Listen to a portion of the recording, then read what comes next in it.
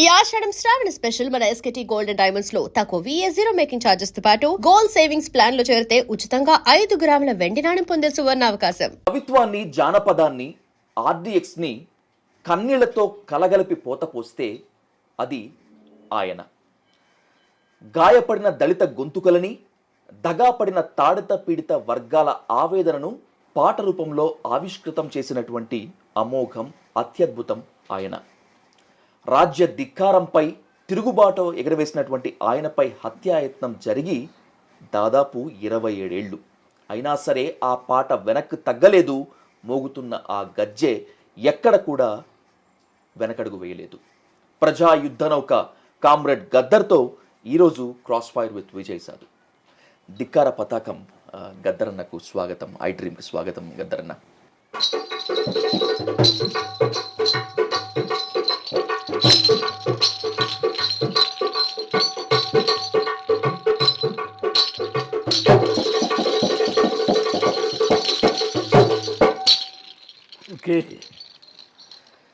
గుమ్మడి Vithal Rao alias Gaddar, ఈ రూపాంతరం ఎలా జరిగింది గద్దర్ అన్న? అసలు అంటే ఈ పేరు రూపాంతరం నన్ను గన్న తల్లులారా, తెలుగు తల్లి పల్లెలారా, ఓ అమ్మ నీకు వందనాలు వందనమో, తల్లి నీకు వందనాలు వందనం, అమ్మ నీకు వందనం, మాయమ్మ నీకు వందనం, తల్లి నీకు వందనం, తెలుగు తల్లి నీకు వందనం. పేరు అనేది ప్రకృతిలో కానీ మానవ సమాజంలో కానీ ఒక గుర్తింపు కోసం పెట్టుకుంటారు. ఈ వేప చెట్టు అంటే దాని లక్షణాలని బట్టి మనుషులలో కూడా మనుషులు వచ్చిన తర్వాత గుర్తింపు కోసం ఒక పేరు వస్తుంది. అట్లనే మీరు అడిగిన పేరు నా ఒరిజినల్ నేమ్, నా తల్లిదండ్రులు పెట్టిన పేరు. అది ఎప్పుడు రూపాంతరం చెందిందంటేనంటే జీవితంలో, జీవన క్రమంలో ఎప్పుడైతే విప్లవోద్యమం వైపు నేను పయనించడం ప్రారంభించి మొట్టమొదట ఒక పాట రాసి, అంటే ప్రజల భాష, ప్రజల బాణి, ప్రజల జానపదం తీసుకొని ఒక పాట రాసి, అసలు విప్లవం అనేటటువంటిది అందులో నక్సల్బరీ విద్య యొక్క ఉద్యమం చాలా సీరియస్. అది పేరు చెప్తేనే కాల్ చేస్తారు. నక్సలైట్ అంటే వాసన. దాన్ని ప్రజల రూపాంతరం చెందడానికి తీసుకుపోయినప్పుడు అప్పుడు మా ఆర్ట్ లవర్స్ అసోసియేషన్లో చర్చించి పాటకి ఏం పేరు పెట్టాలి. సరే, నా పేరు పెడితే వాడు వచ్చి ఇమీడియట్గా పట్టుకొని పోతాడు. కాబట్టి పేరు తెలియద్దు. That is the greatest of the విషయం. అందులో ఒక బుక్ ఉంది ఇవ్వండి మీద, మీకు ఇక్కడ last. Yes, this is our సంస్థ JNM, జననాట్య మండలి. జననాట్య మండలి. ఇక్కడ ఇందులో ఎంతోమంది కవులు ఉన్నారు, ఎవరి పేర్లు ఉండయి. ఇదే ఒక్కటే పుస్తకం కొన్ని లక్షల కాపీలు అమ్ముడుపోయింది. పాటల పేర్లే ఉంటాయి కానీ కవి ఎవడో తెలియదు. కాబట్టి ఈ పుస్తకం జననాట్య మండలి దొరికిన తర్వాత స్టేట్ కానీ పోలీస్ కానీ పుస్తకం ఉంటే చాలా డేంజరస్ అన్నట్టు. రే, జననాట్య మండలి పుస్తకం తీసుకున్నావు, పాడుతున్నావా? సరే, దీంట్లో ఏ కవి తెలియదు. అట్లా అజ్ఞాతవాస జీవితంలో భాగంగా గదర్ అనే ఏదైతే మనం ఒక అమరవీరులది, వీరుల చరిత్ర, పంజాబ్లో GADAR గదర్. గదర్ అంటే విప్లవం. అది భగత్ సింగ్ వాళ్ళ వారసత్వంది. ఆ పేరును మన పాటకు పేరు పెట్టడం జరిగింది. కానీ నేను క్రమంలో ప్రింట్ అయ్యేటప్పుడు దావొచ్చు గద్దర్ అయింది. సో ఈ విధంగా రూపాంతరం చెందింది. వరంగల్ రీజనల్ ఇంజనీరింగ్ కాలేజ్ నుంచి బ్యాంక్ ఉద్యోగం, చాలా భద్రమైన జీవితం గద్దరన్న మీది. ఎందుకని అజ్ఞాతవాసంలోకి ఎందుకు వెళ్ళాల్సి వచ్చింది? అంత సెక్యూర్డ్ లైఫ్లో ఉండొచ్చు కదా. అంటే జీవితంలో భద్రత అనేది, నీకు జీవితంలో అభద్రత ఏర్పడ్డప్పుడే విప్లవాలు వచ్చినాయి, చలనం వచ్చాయి. అందుగురించే మొట్టమొదట మేము చదువుకుంటున్న చిన్నప్పటి నుండే పుట్టుక నిచ్చెన మెట్ల వ్యవస్థలో అత్యంత అట్టడుగులో ఉండే దళిత వర్గంలో పుట్టినటువంటి జీవితం.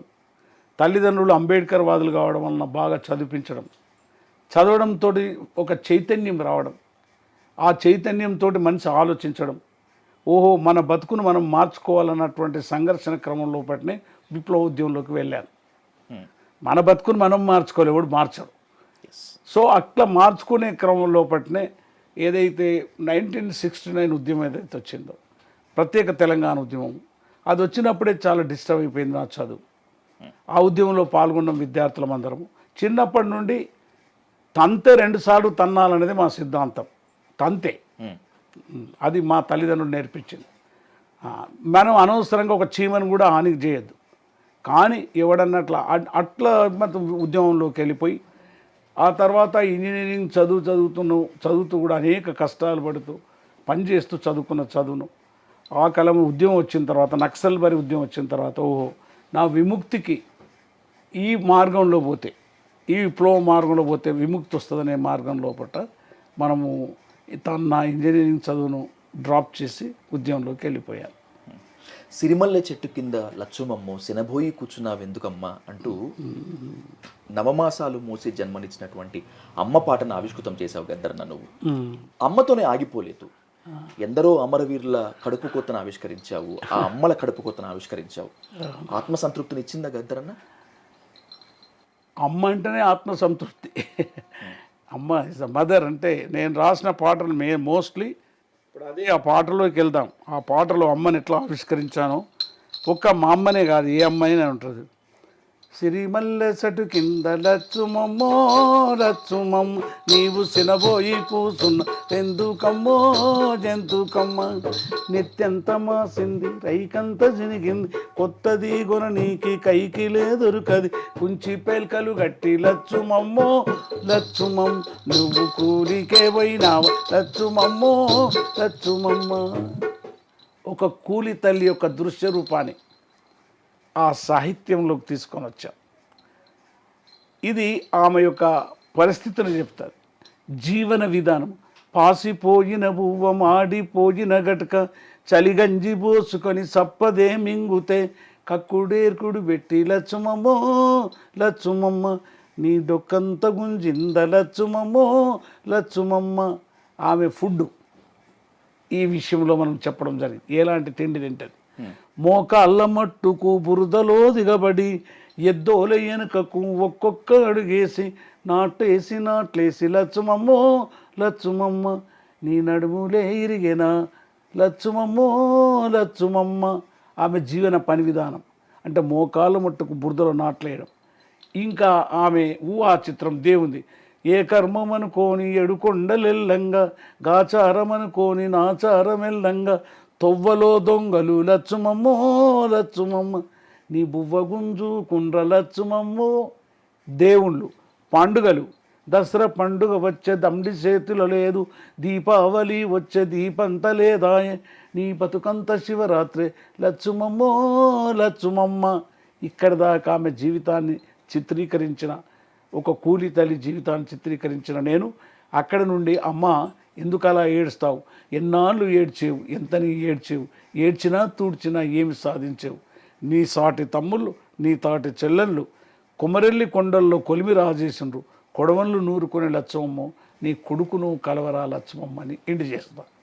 సో ఒక తల్లిని ఆ విధంగా ఆమె జీవన చిత్రాన్ని చెప్తూ, ఒక విత్తనం పోయి భూమిలో పడితే మొక్క అయినట్టు ఒక పాట, ఒక సాహిత్యం ఆమె జీవితంలో పడి ఆ జీవితాన్ని మలుపులు తిప్పి మరొక జీవితానికి ఒక దిశ ఇవ్వడం వలన చాలా సంతృప్తి ఉంటుంది.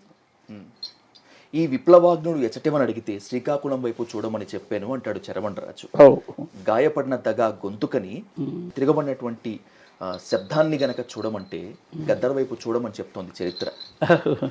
ఈ ప్రయాణంలో గద్దరన్న ఎందుకు ఇంత భారాన్ని నేను మోస్తున్నాను, నేను మాత్రమే ఎందుకు మోయాలనేటువంటి ప్రశ్న ఎప్పుడు పోస్ట్ మార్టం ఎప్పుడు జరగలేదా గద్దరన్న? ఇప్పుడు ఎవడి పిచ్చివాడికి ఆనందం అని ప్రజల మాటలో చెప్తా. ఎవడికి ఒక కమిట్మెంట్ ఉండి దాన్ని మోయడానికి సిద్ధమైనప్పుడు మానసికంగా బాధ ఫీల్ కాడు. అంతేగాక విప్లవంలో వచ్చే వరకు ఎవరైతే తన చివరి నెత్తురు బొట్టు వరకు తన ఆశయం కోసం త్యాగం చేయడానికి మానసికంగా సిద్ధమవుతాడో వాడి చరిత్ర మార్చాడు. నేను వచ్చిందే అందుకోసం.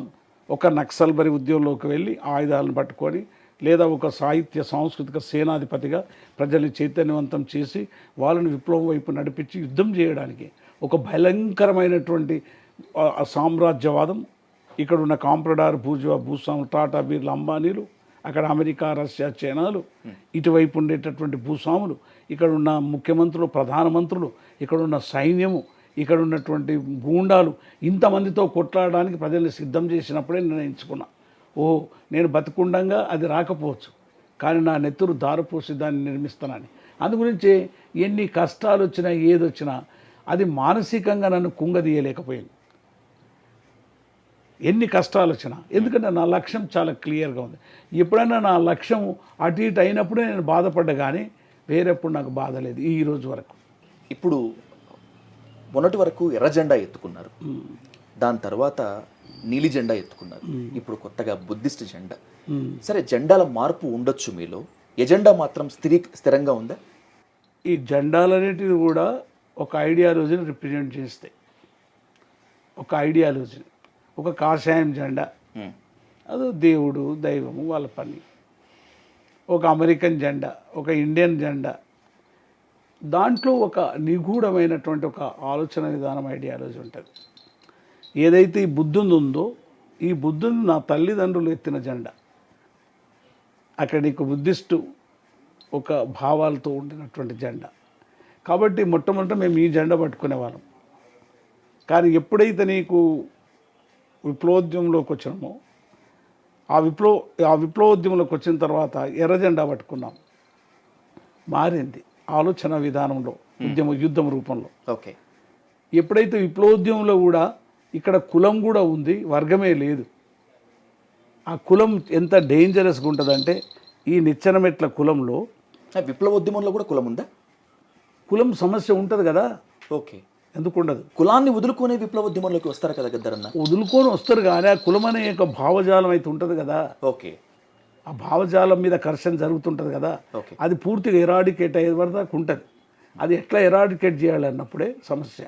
కాబట్టి ఇప్పుడు ఈ కుల వ్యవస్థ ఏదైతే నిచ్చెన మెట్లది ఉందో, ఇది వచ్చిన తర్వాత ముందు హిందుత్వం అనేటటువంటి దాన్ని ముక్కలు నరికేసింది. ఓకే. ముక్కలు, అందుకే ఇప్పటికి సమస్య. ఇది ఈ కింద అంటరాని వాడు, తర్వాత ఈ బ్యాక్వర్డ్ కాస్ట్లు, వీడు ఏం పని చేయనోళ్ళు, ఏం పని చేయడు వీడి దగ్గర భూమి ఉంటుంది, ఆస్తులు ఉంటాయి, పని చేయడు, పని రాదు, పని చేయడు వీడు బ్రాహ్మణ, క్షత్రియ, వైశ్య. సో ఈ కుల వ్యవస్థని మార్చాలనేటటువంటి అనేక ఉద్యమాలు జరిగినాయి, పూలే నుండి అంబేద్కర్ వరకు. మేము అంబేద్కర్ వాదులం కాబట్టి, బుద్ధిస్టులం కాబట్టి, తండ్రి నుంచి. కాబట్టి ఏదైతే కుల వ్యవస్థ కూడా, కులం గురించి వర్గం రెండు పోవాలని పోరాటం చేయాలని మనం డిస్కషన్ తీసుకొచ్చినాం. దాంట్లో భాగంగానే నేను ఎర్ర జెండాకు బ్లూ జెండా కూడా కట్టాను. ఓకే.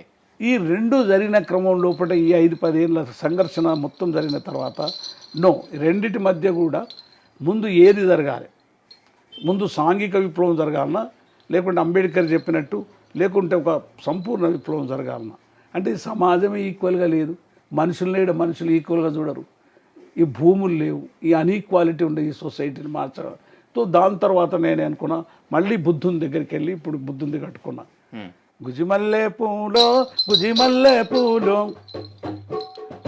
గుజిమల్లె పూలో గుజిమల్లె పూలో, ఆ రాగి చెట్టు కింద రాజవరమ్మ గుజిమల్లె పూలో. నాదనేది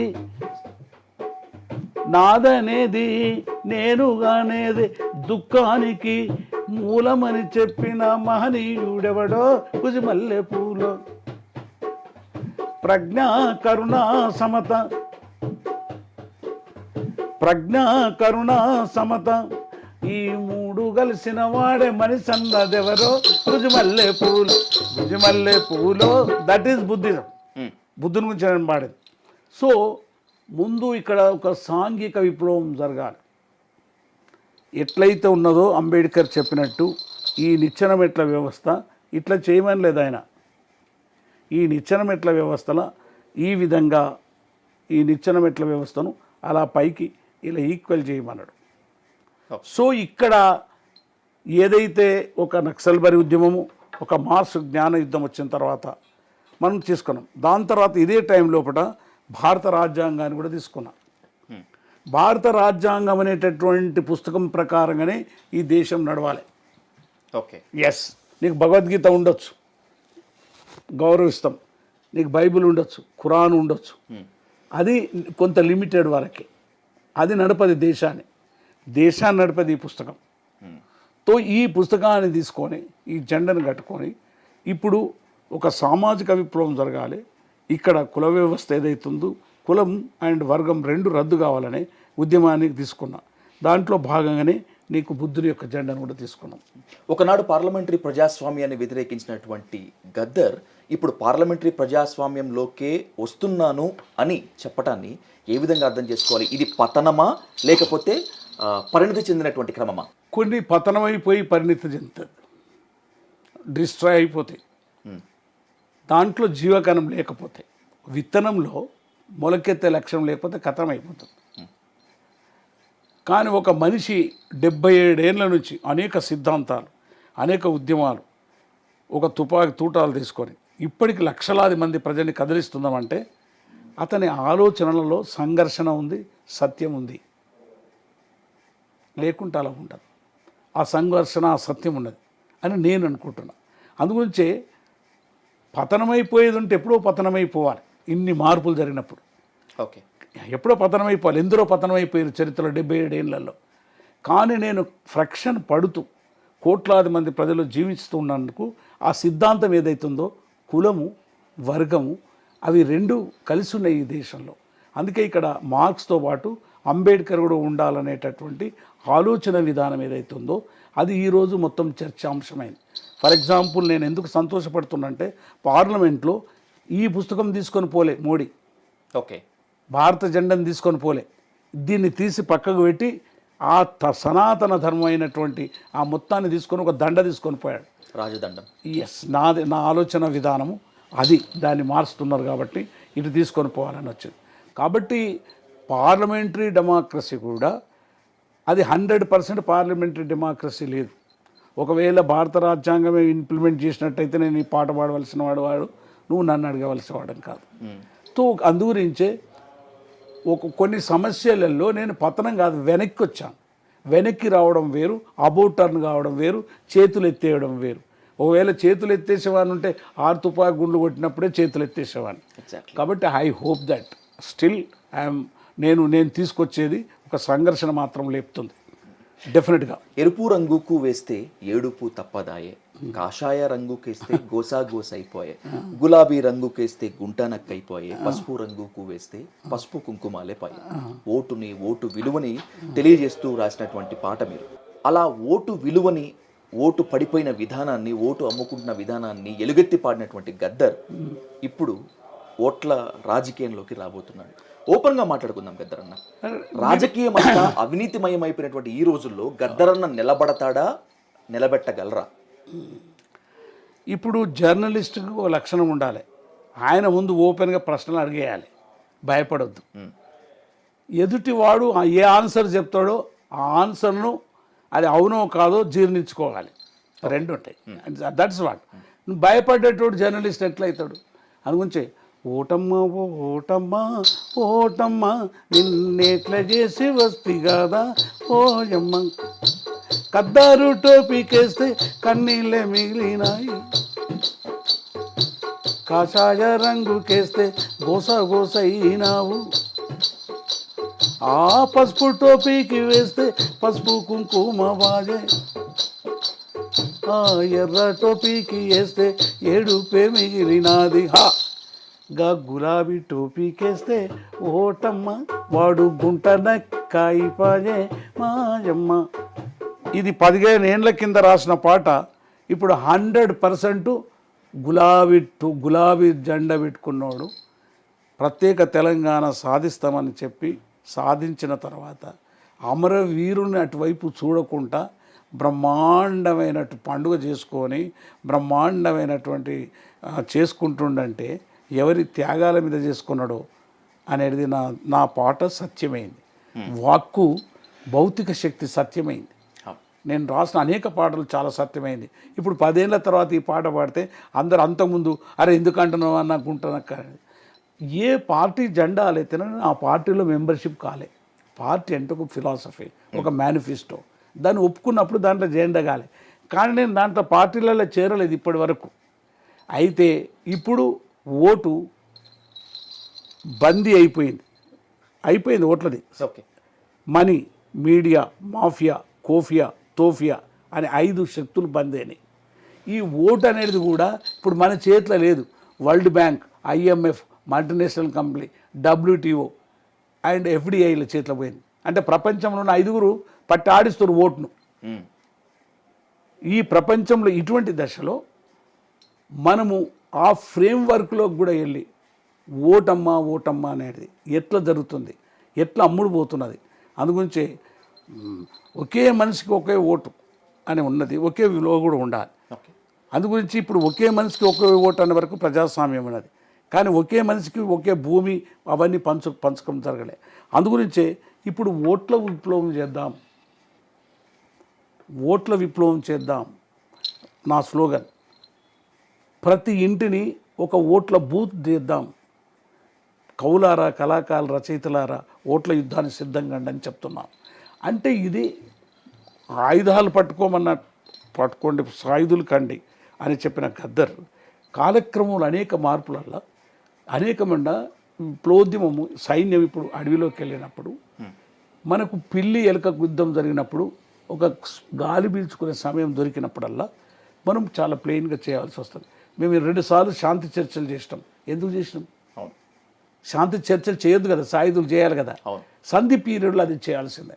ఈవెన్ రష్యాలో డ్యూమాలో కూడా ఎన్నికలకు పోయిండు. అంటే నేనేం చెప్తున్నానంటే నా మిత్రులకు, నా సహచరులకు అనేక మంది అమరవీరులు అయిపోయారు. నా ప్రాణం లాంటి వాళ్ళు అనేక మంది చిన్నప్పటి నుంచి, నా 77 ఏళ్ళు చిన్న వయసుకి ఎంతోమంది అమరవీరులు అయిపోయారు. వాళ్ళ మీద అనేక పాటలు రాశాను.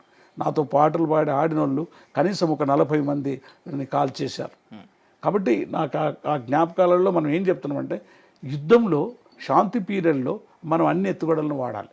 కాబట్టి ఇప్పటిదాకా ఓటు ఇప్పుడు పూర్తిగా నీకు భారత రాజ్యాంగాన్ని అక్కడికి వెళ్ళి తీసేసి బయట పెట్టినప్పుడు, ఓట్లని అమ్ముతున్నప్పుడు, ఓట్ల రేటు పెరిగినప్పుడు, ఇంట్లో ప్రతివాడు ఓటును అమ్ముకుంటున్న దశలో అప్పుడు నేను ఇంటర్ అవుతున్నా.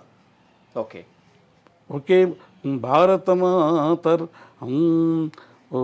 బానిసం రాజకీయ బానిసలారా, ఈ రాజీ బతుకులు వద్దురా, ఒకే మనిషికి ఒక ఓటురా, నోటుకు బలి పెట్టొద్దురా, వెలగట్టలేనిది ఓటురా, నీ బతుకును మార్చే తూటరా, బాటరా, బాబాసాహెబ్ మాటరా అని రాశాను.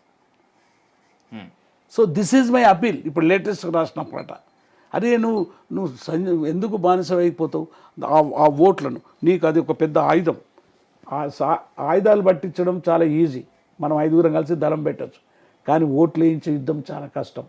లక్షల కోట్లాది మంది ఒకటే ఇంట్లో మనం తమ్ముని కన్విన్స్ చేయలేం, అమ్మని కన్విన్స్ చేయలేం. అది ఓట్ల యుద్ధం వచ్చేది ఇప్పుడు రహస్యంగా వస్తుంది. అప్పుడు నీకు అక్కడ ఓటు గుద్దినం అనుకో, కూలిపోతుంది. సో అందుగురించే నా ఉద్దేశంలో ఈ దశలో మనము ప్రజల్ని ఓటు అంటే ఏందో విలువ చేయాలి. అందుకే ఏం అప్పీల్ చేస్తున్నా, మీరు ఎవరికైనా వేయండి, కానీ మీ ఆత్మ లాంటిదా ఓటు. ఎవరినైతే నువ్వు ఎక్కిస్తావో వాడు నిన్ను చంపుతున్నాడు. కాబట్టి చాలా జాగ్రత్త ఉండు. ఓటును మాత్రం అమ్ముకోవద్దు, కుదపెట్టొద్దు అనేది అప్పీల్ చేయడానికే నేను ఓట్ల యుద్ధంలో దిగిన. ఓటు బందీ అయిందని మీరు అంటున్నారు, కానీ ఈ తెలంగాణలో ఓటు మాత్రమే కాదు, గడీల పాట బందీ అయింది, కవిత్వం బందీ అయింది, మీడియా కూడా బందీ అయింది అనేటువంటిది మేధావులు, ప్రజాస్వామికవాదులు, విద్యావంతుల వాదన. ఈ వాదనను బలపరుస్తారా గద్దరన్న? మేధావులు, విద్యావంతులు అనేది వాళ్ళు సఫరర్ అయిన తర్వాత ఇప్పుడు అందరూ అంటున్నారు. ఓకే, వాస్తవంగా కూడా ఎప్పుడు లేనంత భయంకరంగా ఈరోజు చట్టపరమైనటువంటి బంధింపు, ఆ పదం వాడుతాం. చట్టపరమైనటువంటిది జరుగుతుంది ఇక్కడ. మంచిగా మెరుస్తున్న బిల్డింగ్ను కూలగొట్టు, కట్టింది దాంట్లో కమిషన్ కొట్టు, ఎన్నికల్లో పెట్టు, మళ్ళీ తిరిగి సీటు కొట్టు. అంటే అన్ని చట్ట ప్రకారం జరుగుతాయి. 200 కోట్లు నీకు పండుగ కోసం ఇయ్యు, చెరువు కట్ట మీద మేకలు కోసుకో, గుడ్ల ఖర్చు చేయు. అంటే ఈ విధమైనటువంటి కవుల్ని కళాకారుల్ని వాళ్ళకు మొత్తం వందలాది కవులు కళాకారులు పాడిన వాళ్ళని అందరినీ నీ గడిలో పెట్టుకో, జీతం ఇచ్చు, నేను చెప్పిందే చెప్పు. అదే బంది కదా, స్వేచ్ఛ లేకపోవడం. కాబట్టి కవులు కళాకారులు ఈరోజు మొత్తం తిరుగుబాటు చేస్తున్నారు. తిరుగుబాటు చేయాల్సిందే. పోతవురో కేసీఆర్ పేదొల్లా ఉసురుదలిగి అని పాడుతున్నారు. నువ్వు పోతావు, నీ పని అయిపోయింది. కొంగు నిండా కన్నీళ్ళు, మనసు నిండా గాయాలు, ఉన్నా కొడుకు కొలువురాలే, పరీక్ష పోయే కొడుకు పేపరు లీకాయే, మా ఉసురుదలి పోతవురో ఓరోరి కేసీఆర్. ప్రజలు ఏడుస్తున్నారు. ఇదే పాట మీరు ఎన్టీఆర్ మీద పాడినట్టు నాకు గుర్తు. అవును, అప్పుడు పోతవురో కే రామారావు అని పాడు. అవును అవును. ఎన్టీ రామారావుని మీరు దొంగరాముడు అంటారు, ఇంకా రాముడు అంటారు, ఇంకేదో అంటారు. చుండూరు ఘటనలో కూడా మీరు విన్న పాటలు నాకు విన్న. కానీ ఎన్టీఆర్ని ఎక్కడ మాట్లాడినా వీళ్ళందరూ కూడా తెలుగువారి ఆత్మగౌరవము, ప్రపంచ యువనిగా అంటారు. ఇప్పటికీ ఎన్టీఆర్ మీరు మీద అదే స్టాండ్లో ఉన్నారా? ఎన్టీ రామారావు మీద ఎన్ని విమర్శించి రాశాను. ఎన్టీఆర్ రామారావును తీసేసిన తర్వాత అన్ని గొప్ప పాటలు రాశాను ఎన్టీ రామారావు మీద. అది నా పాజిటివ్ అంశం. ఎప్పుడైనా కానీ పొలిటికల్ లీడర్ని ఎంత విమర్శి రాశానో వాళ్ళలో మంచి విషయాలు వచ్చినప్పుడు అంత గొప్పగా రాశాను. ఎందుకు నక్సలైట్లే నిజమైన దేశభక్తులు అని చెప్పి అధికారంలో వచ్చిన తర్వాత ఊచకోత కోసాడు కదా ఆయన. మళ్ళీ పాజిటివ్ యాంగిల్ ఎలా కనిపించింది ఆయనలో? అంటే ఇప్పుడు ఊచకోత అనేది రాజకీయమైనటువంటి ఆ వర్గం యొక్క నేచర్, ఆ క్లాస్. ఇప్పుడు మా గులాబీ జెండోడు అనలేదా, మావోయిస్ట్ పార్టీ ఎజెండానే తెలంగాణ ఎజెండా. మరి ఇంకేంటి, ఎంత పెద్ద మాట. మావోయిస్టు పార్టీ ఎజెండానే తెలంగాణ ఎజెండా అనేవాడు విప్లవోద్యమంలో పనిచేసి నీ విప్లవానికి చేసినటువంటి అనేక మంది విప్లవకారులని కనీసం నువ్వు ఆ గేట్ కాడికి రానియవంటానంటే ఎట్లయితుంది నీ ఎజెండా? సో అందుగురించి ఒక దశలో ఊచకోత కోసినటువంటి వాళ్ళు కూడా పరివర్తన కూడా జరిగింది. రామారావు ఎప్పుడైతే తాను పదవి పోయిందో, చూస్తివా రామన్ చూస్తివా పోచన్న, మన ఎంటోడు పోయిందంట చూస్తివా పోషన్న, నమ్ముకున్న మేనల్లుడే నట్టెట్లా ముంచిందంట ఇంటి. బ్యూటిఫుల్ సాంగ్ రాసిన. అవును. అంటే ఆ విధంగా చేసినప్పుడు మళ్ళీ నేను రామారావు దిక్కొచ్చాను. అంటే దట్ ఈస్ గదర్. అందుగురించి ఇప్పుడు విషయం వాళ్ళకు మనకు వ్యక్తులుగా ఏం పగుంటుంది. రామారావు అంటే చాలా ఇష్టం నాకు, చాలా. అంటే ఆ ఏషం నటన పరంగా కానీ జనరల్ కానీ డిసిప్లిన్ కానీ ఆయన జీవన విధానం కానీ కొన్ని నచ్చుతాయి కదా. అటువంటి వాళ్ళందరికీ గద్దరంటే ప్రాణం. 100% నేను పోతే ఆయన లేచి ఓ మా మహాకవి అన్ని పాటలు రాసినప్పుడు కళాకారుడు వచ్చాడు, చలో ఈ బ్యాన్ ఎత్తేస్తున్నా అంటాడు. చాలా ఇష్టం వాళ్ళందరికీ. సో ఎందుకు ఇక్కడ వ్యక్తులుగా కొట్లాట లేదు కదా. కేసీఆర్కు నాకేం కొట్లాట ఉంటుంది వ్యక్తిగా? ఆయన ఫామ్ హౌస్ అని అడుగుతానా? చాలా మందికి ఇది అర్థం కాదు. ఫామ్ హౌస్ గద్దరన్నకి ఇవ్వాల్సిన పొజిషన్ ఇవ్వలేదు, ఇవ్వాల్సినటువంటి పదవి ఇవ్వలేదు, అనుకున్న స్థాయిలో గౌరవించలేదు కాబట్టి కేసీఆర్ని బలంగా గద్దర్ వ్యతిరేకిస్తారు అనేటువంటిది ఒక వాదన ఉంది. అది ఆ వాదన అట్లా కోరుకున్న వాడిలో ఉంటుంది. నేను కోరుకోలే కదా. మీరు ఎప్పుడు కోరుకోలేదు, నో డౌట్. దట్స్ వై అందుకొచ్చే ల్యాండ్ మాఫియా కాదు, శాండ్ మాఫియా కాదు, మైన్ మాఫియా కాదు, వైన్ మాఫియా అని కాదు, ఫామ్ హౌజులు లేవు, కాంట్రాక్టులు లేవు, ఏం లేవు. ఇప్పుడు ఇంకేం కోరిక ఉంటుంది? ప్రజలకు నువ్వు ఇచ్చినటువంటి వాగ్దానాలు, ఫర్ ఎగ్జాంపుల్ 3.5 ఎకరాలు దళితులకు ఇస్తున్నావు భూమి, అది ఎందుకు ఇవ్వని అడుగుతున్నా. ఎప్పుడు ప్రజల పక్షం వహిస్తున్నా. ఈరోజు అందుకుంచే కేసీఆర్ నేను దించేస్తా అంటున్నా. గద్దర్కి ప్రాధాన్యత చెప్తున్నా కేసీఆర్ను దించేస్తా అంటున్నా. మీ దాంట్లో పెట్టు, కేసీఆర్ నేను కాదు ప్రజలు దించేస్తారు. దిస్ టైం టార్గెట్ కేసీఆర్ అంటున్నా. కేసీఆర్ను దించేస్తారు. ఎందుకంటే ఆ అమరవీరుడు ఎవరైతే పెట్రోల్ పోసుకొని చనిపోయి తీసుకొచ్చిన తెలంగాణ నువ్వు ఎవరి చేతిలో పెట్టినావు?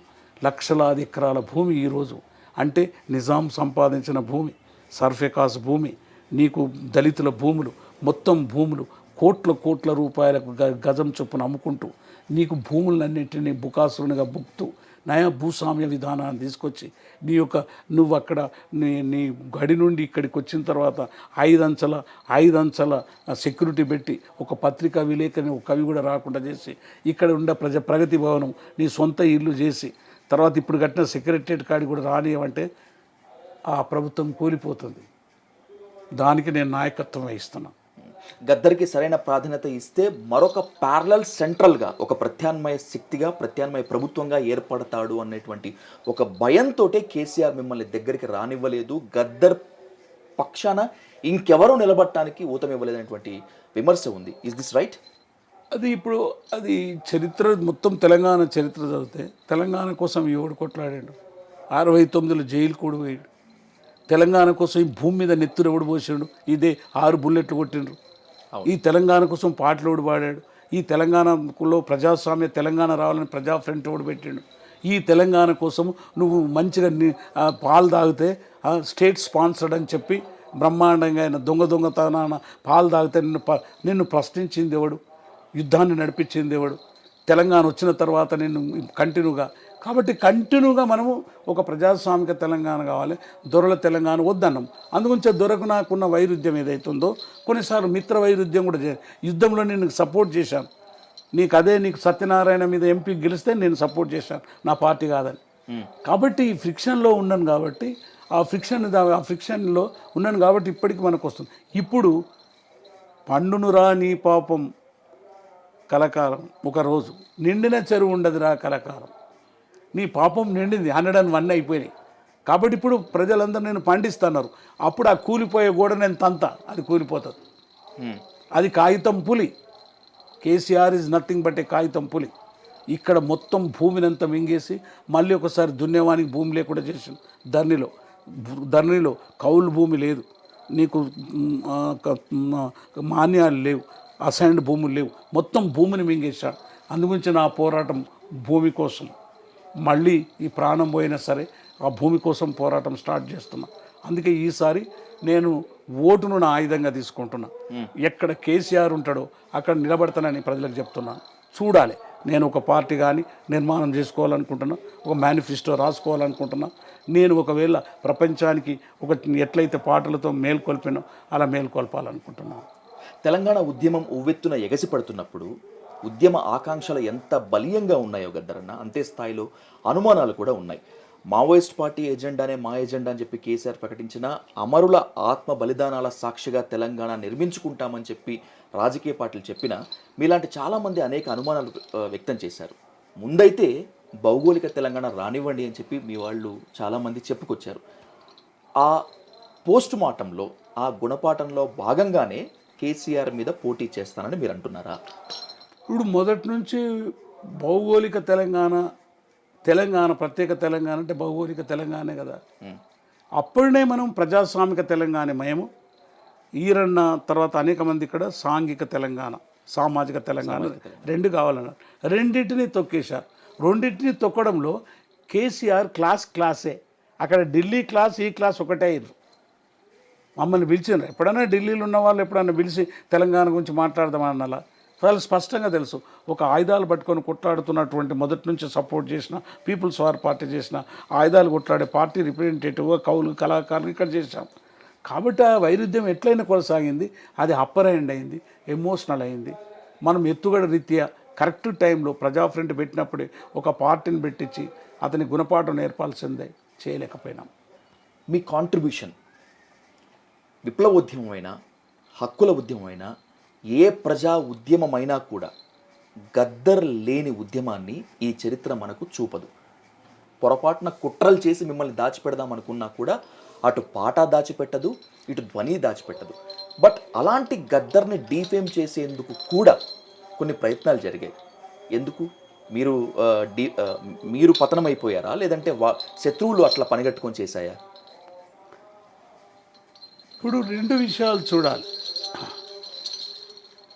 ఎవరో పతనం చేస్తే లేదా ఎవరో డీఫేమ్ చేస్తే ఒక సత్యం కాదు, సత్యం మసకబడుతుంది, మబ్బు పడుతుంది.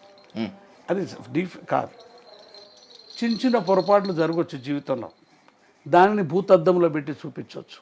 ఓకే, అది జరుగుతుంది, మనిషిని కదా. కాబట్టి ఎన్ని డీఫేమ్లు చేసినా నేను నమ్ముకున్న సిద్ధాంతానికి ప్రాణం ఇస్తేందుకు సిద్ధమైతే కాబట్టి నా ముందు అందరూ ఓడిపోయారు. వాళ్ళకు నాకున్న తేడాది. ఇవాళ నేను ఎంత కఠినంగా చెప్పాను, కేసీఆర్ నువ్వు కూలిపోతున్నావని చెప్పాను. ఓ జోస్యం చెప్తున్నాను కవిగా. కాబట్టి నేను అన్నిటికీ తెగించాను. ఈరోజు ఎంతవరకు తెగించానంటే మళ్ళీ ఒకసారి నువ్వు తుపాకీ తూటాలు పెట్టి చంపేస్తున్నా సరే నిన్ను దించేయండి అని చెప్తున్నా, ప్రజలకు అప్పీల్ చేస్తున్నా. కాబట్టి మనిషి చరిత్రలో ఎవరికి రాలే, సీత ఉన్నదనుకుందాం చరిత్ర నుండి, మరొక ఆమె మీద ఎన్ని నిందలు రాలే, ఆఖరికి కాల్చిన తర్వాత కడుపుతోటి ఉంటే కూడా దేవుడు అనేవాడు అడవిలో పడేసాడు. బట్ ఆమె నిలబడ్డది. మేము అట్లా నిలబడ్డాం. నక్సలైట్లు దొంగలు అన్నారు, ఇదన్నారు, గద్దరికి లక్షలు ఉన్నాయన్నారు, కోట్లు ఉన్నాయన్నారు, కొడుకులు అమెరికాలో ఉన్నారు అన్నాడు, ఒక కొడుకు అమరజీవుడు. అంటే ఇంత సత్యాన్ని ఇంత ఓపెన్గా ఉండేది, కొడుకులు అమెరికాలో ఉన్నారు అన్నాడు, కోట్లు అంటే నేను అప్పుడు నిశ్శబ్దమే. అందుకొచ్చా మా అమ్మ అన్నది, నింద లేనిది బొందదే కదా, ప్రతి వాళ్ళ మీద ఏదో ఒక నింద ఉంటుంది, దాన్ని ఎదిరించడం నిలబడగలిగినాం ఈరోజు. నన్నుగన్న తల్లులారా తెలుగు తల్లి పల్లెలారా మీ పాటనై వస్తున్నానమ్మో అని నినదించారు గద్దర్ మీరు. And by the same way kidney పొంటి పోయిన తూట మీటూ మంది కిన్నెరనేమో, ఆ వెన్నా ముక్కల ఉన్న తూటమ్మో మా అమ్మలారా అన్నా పద పాడుదమందో అన్నారు. కానీ ఆ పాట మళ్ళీ ప్రజల వైపే తిరుగుతుంది అనుకుంటే యాదాద్రికి పోయింది, రామానుజ విగ్రహం దగ్గరికి పోయింది. ఎందుకు ఆ పాట ఎందుకు అట్లా రూట్ మార్చుకుంది? చూడు, గద్దర్ అనేవాడు ప్రజల మనిషి, మాస్ లైన్లో ప్రజలతోటి ఒక కవి, ఒక కళాకారుడు, అతని ప్రొఫెషన్. అతను ఎవడో నేను పాట పాడినోడు పలానోళ్ళే వినాలి, పలాని కాడి ఉండాలి. ఇప్పుడు ఇక్కడ మా అంకాలమ్మ జరుగుతుంది, నన్ను చూసుకో తల్లి మాయమ్మ కాలమ్మ, వాని అరుసుకో తల్లి మాయమ్మ కాలమ్మ, ఆ లీడర్ గాడు దొంగ అని పాడిన, ఆమె చూసుకుంటుందా? అంటే ఇక్కడ ఉన్న ప్రజల నమ్మకాలని మనం విప్లవీకరించాలి.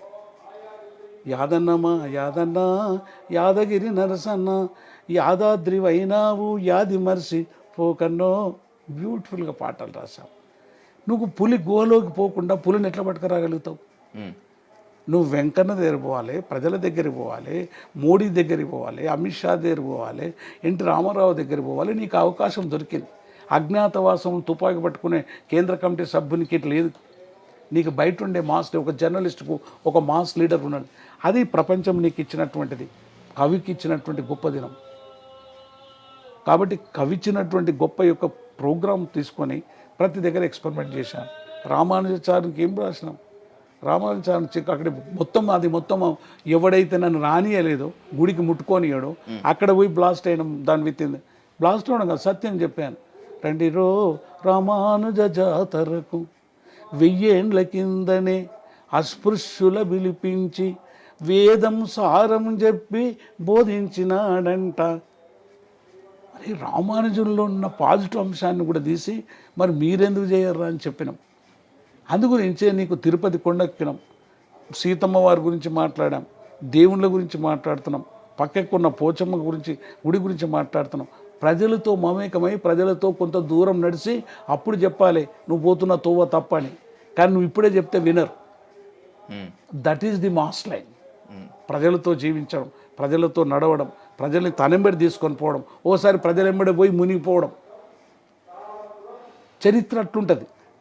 ఒక పోయిట్, ఒక సింగరు ఓ మీటింగ్ పెట్టి ఓన్లీ నా పాట వినే ఐడియాలజీలో రావాలి మీటింగ్ అని పెడతామా? మన అదే దట్స్ వాట్. ఆ పని నేను ఎక్స్పెరిమెంట్ చేసిన. చాలామందికి అర్థం కాదు. అంటే పులి గోలోకి పోకుండా పులిని పట్టలేరు. నీకు రామానుజుని పోయి రామానుజుడు రాకముందే అద్భుతంగా లక్షల కోట్లాది మంది దగ్గరికి వెళ్ళిపోయాను, ఇంకో వర్గంలోకి వెళ్ళిపోయాను. అట్లా తీసుకొచ్చింది మనకు. దేవుని ప్రశ్నించాం, దేవుని చేసింది నువ్వన్నా, గుడిలో పెట్టింది నువ్వన్నా, దేవుని చూడతా గుడికి పోతే కూలన్నా, నేను గుడిలోకి రానియారేమన్నా అన్న. అనేక వందల వేలాది పాటలు. ఓలి ఓలి రంగ ఓలి క్షమ కేలుడు కసి తీర్చుకోనికి ఓలి కాలెమ్మలు అవుతామన్న. చాలామంది అన్నారు రఘుజూడు కాలెమ్మని తీసుకొచ్చి పెట్టండు. అందుకే ప్రజలలో ఉండేటటువంటి మాస్ లీడర్ ఎవరైనా, ఒక జర్నలిస్ట్ కానీ కమ్యూనికేట్ చేసేవాడికి ఈ గీతలు తీసుకొని ఉండకూడదు. ఈ చరిత్ర ఎదలపైన ఎన్నో నెత్తుటి సంతకాలు ఉన్నాయి కదరన్న. ఆ నెత్తుటి సంతకంలో ఈ రోజుకి తడుముకున్నా కూడా కన్నీటి ఉప్పెన కురిపించేది చుండూరు మారణకాడ. ప్రపంచం మొత్తం అంతా కూడా చుండూరు మారణకాడ వైపు చూసింది అంటే అది కేవలం మీ గొప్పతనమే అని చెప్పుకోవాలి. కారంచేడులో పలదొక పల్లె, తల్లి లాంటిది మాదిక పల్లె అని చెప్పి కారంచేడు గురించి రాసిన, చుండూరు గురించి రాసిన మీరు కట్టినటువంటి బ్యాలే ఆ విధమైనటువంటి తీసుకొచ్చింది. అలాంటి ఉప్పెనను తీసుకొచ్చినటువంటి గద్దర్ యాదాద్రిలోకి పోయి పాట పాడితే, రామానుజ విగ్రహాన్ని స్తుతిస్తూ కీర్తిస్తూ పాట పాడితే అంత త్వరగా ట్రాన్స్ఫర్మేషన్ అయిపోతుందంటారా? ఐ మీన్ ప్రజలంతా యాక్సెప్ట్ చేస్తారా గద్దరన్న? ప్రజలు ఏది అంత తొందరగా యాక్సెప్ట్ చేయరు. మ్మ్. ప్రజల శక్తి ముందు ఏ శక్తి నిలవదు. మనకి 55 ఏళ్ళ నుండి ఆయుధాలు పట్టుకోమని అన్నాము, మరి అందరూ పట్టుకున్నారా? మ్మ్. ఎంతోమంది 500 మంది నాతో తిరిగిన వాళ్ళు, కూర్చున్న వాళ్ళు మార్టియర్స్ అయినారు. ప్రజలు చరిత్రకారులు, ప్రజలందరిని అబ్జర్వ్ చేస్తారు. ఇప్పుడు మీరు అడిగిన ప్రశ్నలు, యాదగిరి గుట్టకు వచ్చిన తర్వాత ఏ ప్రజలు నువ్వు గుట్టకెందుకు వచ్చినావు అని అడగలే. మ్మ్. That is the difference.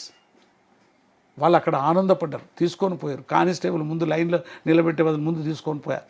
ఒక మనిషిని వచ్చినప్పుడు అప్పుడు నేను ప్రత్యేకంగా పూజ చేస్తానికి ఏ గుట్టకి ఎక్కడికి వెళ్ళలే. మ్మ్. మోర్ యాక్సిడెంటల్గా పోతుంటా. మ్మ్.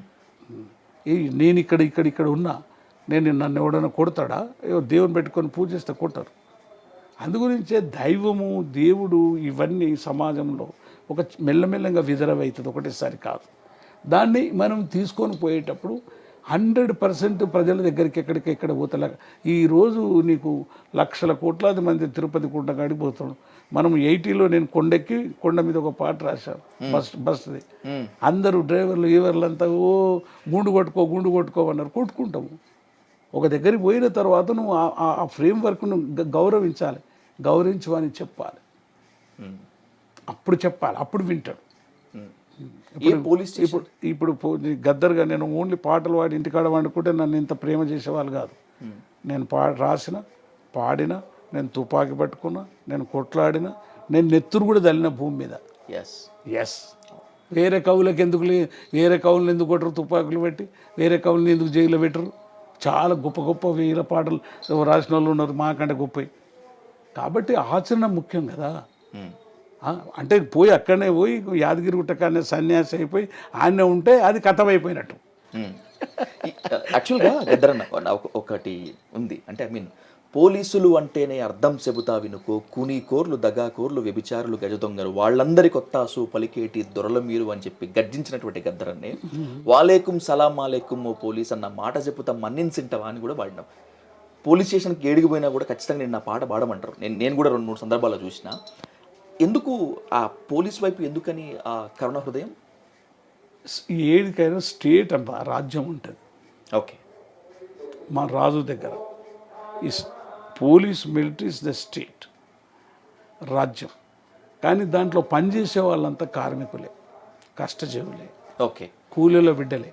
తల్లి అంటది కదా పోలీసు కొలువు కోసం, పుట్టకూటి కోసం కొడుకు పోలీసుల్లో చేరినాడు, ఎప్పుడొస్తాడు కొడుకు ఏమి తింటాడు, ఇంట్లో పీనుగున్న కానీ ఇంగ్లం బట్టరాలే కొడుకు, కోడలు నీలాడిందన్న కొడుకును ముద్దాడరాలే, 24-48 గంటలు పోలీసు కొలువు కొరకు అమ్ముకున్నట్లాయే. నిన్నగాక మొన్న మేము రాజమండ్రి దగ్గర అమలాపురం పోయినాం. అమలాపురం ప్రోగ్రాం అవుతున్నది. కానీ మా రిజర్వ్ పోలీస్ పిఎస్ఓ కళ్ళల్లో ఏదో చిన్న కన్నీళ్ళు కనిపిస్తున్నాయి. నేను అనుకున్నా నా పాట విని ఏడుస్తుండేమనుకున్నా. అంత అయిపోయినాక అడిగిన ఏంటి అంటే మా నాయన చనిపోయిందట అన్నాడు. డ్యూటీలో ఉన్నట్టు మా నాయన. అప్పుడు మేము తినలే ఆ రోజు అంతా. మేమంతా రాత్రి శరీరంగా ఇంటికి వచ్చి వాళ్ళ నాయన దగ్గర పంపించాం. ఇక్కడ నిన్న జరిగిన విషయం చెప్తున్నాం. అందరూ వాళ్ళందరూ ఆ ప్రజలే కదా. సో ఆ ప్రజల దగ్గరికి వెళ్ళాలి కదా, ఆ రాజ్యాన్ని ఎక్స్పోజ్ చేయాలి కదా. వాళ్ళు they are instrument in that hands. పుట్టకూటి కోసం అని అంత గొప్ప పాట రాశారు. మళ్ళీ అందుగురించి ఇక్కడ అదే వైరుధ్యాలని మనం ఎట్లా క్రూరమైన పోలీస్ ఆఫీసర్ని కూడా ఏమన్నాము, నీ చట్టాన్ని నువ్వు ఇంప్లిమెంట్ చేస్తలేవే అన్నా. నువ్వు పట్టి కాల్ చేయడం చట్టం ఎట్లయితుంది? నువ్వే పోలీస్ ఆఫీసరు, నువ్వే అరెస్ట్ చేస్తావు, నువ్వే ఎంక్వైరీ చేస్తావు, నువ్వే పనిష్మెంట్ ఇస్తావా? అంటే భారత రాజ్యాంగంలో 4 నువ్వు చేస్తున్నావు తప్పని చెప్పిన. That is Gaddar. ఉద్వేగపూరితమైనటువంటి పాటలు పాడి కొన్ని వందల మందిని అడవులకు పంపించినటువంటి ఘనత గద్దర్ది అనేటువంటి విమర్శ ఈ రోజు వరకు మీరు కొన్ని లక్షల సార్లు సమాధానాలు చెప్పినా కూడా ఆ ప్రశ్న మీ మీద, విమర్శ మీ మీద ఉంటూనే ఉంటుంది గద్దరన్న. నిజంగా పాటకి అంత పవర్ ఉంటుందంటారా? పాటకి కాదు, భౌతిక శక్తికి ఉంటుంది అట్లా. ఇది పట్టుకో, పట్టుకో, ఉమ్, ఈ పట్టుకో అనే దానిలో అంత శక్తి ఉందని నువ్వు పట్టుకున్నావు. ఓకే. అట్లనే ఎప్పుడైతే ఒక సత్యం అవుతుందో మాట, ఉమ్, ఒక ట్రూత్ అవుతుందో, ఒక శక్తి అవుతుందో, అది భౌతిక శక్తిగా మారుతుంది. సపోజ్ ఒక మిలిటరీ వాడు ఇది చేస్తుంటాడు, అన్న parade, military officer about turn అంటాడు, వాడు అబౌట్ టర్న్ అంటాడు. వాడు పిచ్చోడు పోతూ పోతూ అది విని వాడు అబౌట్ టర్న్ అంటాడు, కాడు. అది ఎట్లయింది, ఇది ఎట్లయింది. కాబట్టి విప్లవంలో వీళ్ళందరూ ఉద్యమంలోకి పోయిన వాళ్ళు ఓన్లీ పాటతోటే పోలే. ఓకే. అది చాలా తప్పుడు అవగాహన అందరు చెప్పేది. అట్లయితే నా పాటలతోటి ఇప్పటివరకు దేశంలో ఈ 70 ఏళ్ళలో అందరూ ఆయుధాలు పట్టుకోవాల్సింది. వాళ్ళు పాట ఒక భావాన్ని చెప్పింది. అన్న ఆ భావంలో సంఘర్షణ పడి వాళ్ళని కన్విన్స్ అయ్యి పట్టుకున్నారు. ఉమ్, నాట్ ఎమోషనల్ డిసిషన్. ఈ విషయం తెలియకనే ఎవరో నువ్వు అన్నావు కాబట్టి వాళ్ళందరూ పోయారు, వాళ్ళని చంపేసినావు, నువ్వు మంచిగా ఎన్నికలకు పోతున్నావు, మంత్రి అవుతావా. ఇట్ ఈస్ ఎ పాపులిస్టిక్ విమర్శ, దానికి ఏమి విలువ ఉండదు. నేను పెద్దగా దాన్ని అటువంటి పాపులిస్టిక్ విమర్శల గురించి నేను స్పందించను, బాధపడను. ఎందుకంటే నేను చేయకపోతే కదా. ఎగ్జాక్ట్లీ. నేనేం పట్టుకోలేదు ఆయుధం, నేను కూడా పోయినా, నేను కూడా అడవిలో ఉన్నా, దండకారణం అడవిలో ఉన్నా. అందుకే ఇందాక క్లియర్గా చెప్పాను కదరన్న, మీరు లేని ఉద్యమం లేదు. ఈ రోజు వరకు మిమ్మల్ని విమర్శించేటువంటి వాళ్ళు ఎవరైనా కూడా ఖచ్చితంగా మీ కాంట్రిబ్యూషన్ గురించి తెలుసుకోవాల్సిందే. అది ఖచ్చితంగా, నేను ఇందాక ఒక మాట అన్నాను, కావాలని కుట్ర చేసి మీ త్యాగాన్ని మీ కాంట్రిబ్యూషన్ దాచేయాలనుకున్నా కూడా చరిత్ర దాచదు అని చెప్పి. ఆ కాంట్రిబ్యూషన్ మీది. చరిత్రకారులు ఇప్పుడు ఉదాహరణకి చరిత్రలో వేదాలలో చాలామందిని ఏకలవ్యుని శంభుకుని దాచిపెట్టారు. అది దాగుందా? అంతే కదా. అది ఒక మాట శంభుకుడు అంటే మన గురించి ఒక పుస్తకం రాశారు. అవును. అదే. ఇప్పుడు ఒకనాడు కేజీ సత్యమూర్తి అలియా శివసాగర్, నా విలాసకరమైన విప్లవ జీవితంలో తరచుగా దొరికేది నాకు అన్నం మాత్రమే అని రాశాడు. ఇప్పుడు విప్లవ జీవితం అవసరం లేదు, విలాసకరమైన జీవితమే కావాలని చెప్పి చాలా మంది అనుకుంటున్నారు అనేటువంటి విమర్శ ఉంది. ఒకవేళ అదే నిజమైతే భారతదేశ విప్లవోద్యమం పతనం అయిపోయిందా? విప్లవోద్యమంకి గుర్తుగా ఎగిరినటువంటి ఎర్రజెండా ఎలిసిపోతుందా? ఇప్పుడు దోపిడీ పెరిగిందా తగ్గిందా అనే దాన్ని బట్టి విప్లవం గురించి మాట్లాడాలి. ఓకే అన్న. దోపిడీ పెరిగిందా తగ్గిందా? ప్రపంచంలో ఆయుధాలు పెరిగినాయా, ప్రపంచాన్ని నాశనం చేసేటి తగ్గినాయా? వరల్డ్ మార్కెట్ కోసము ప్రపంచంలో యుద్ధాలు జరుగుతున్నాయా తగ్గినాయా? ఒక ఇంట్లో ఎన్ని ఉన్నా వానికి కన్నీళ్ళు ఉన్నాయా లేదా? అక్కడి నుండి మనం చూస్తే మనకు అర్థమవుతుంది అన్న. అందుగురించి రోజు రోజుకు నీకు ప్రపంచంలో ఎన్ని ఉన్నా కానీ మరి శాంతి ఎందుకు రాలే? ఎందుకు యుద్ధాలు జరుగుతున్నాయి? ఎందుకు రక్తతర్పణం జరుగుతుంది? ఎందుకు ఆయుధాల మార్కెట్ ఇంత జరుగుతుంది? కాబట్టి అది ఉన్నంత కాలం ఆయుధాలను కన్న దేశములు యుద్ధం చేయక నిద్రపో. ప్రపంచ మార్కెట్ కోసం ప్రపంచ యుద్ధం ఆపనీకి మీరు సిద్ధంగా అన్నారు అని 70లో రాసిన ఒక మంచి పాట, భారతదేశం పాకిస్తాన్. దాంట్లో చాలా క్లియర్గా చెప్పాను. అంటే ఆబ్జెక్టివ్ కండిషన్స్ ఏవైతున్నాయో దాన్ని బట్టి సబ్జెక్టివ్ థింకింగ్ ఉంటాయి.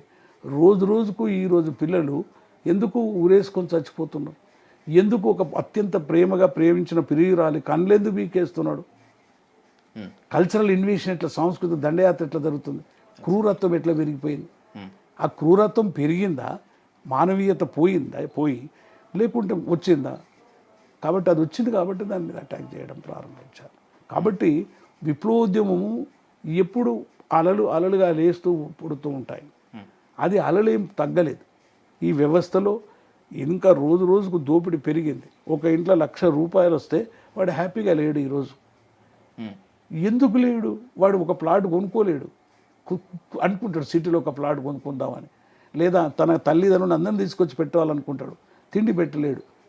ఎందుకు వచ్చింది ఆ పరిస్థితి అని అనుకుంటాడు. అరే నా తండ్రి కూలి చేసి నాకు చదివిపిస్తే నాకు ₹1,00,000 వచ్చేస్తే నా తండ్రి వస్తే నేను పొద్దుగాలే బొమ్మంటున్నా అంటే మానవుడు అట్లా థింకింగ్ ఏం చేస్తున్నాడు?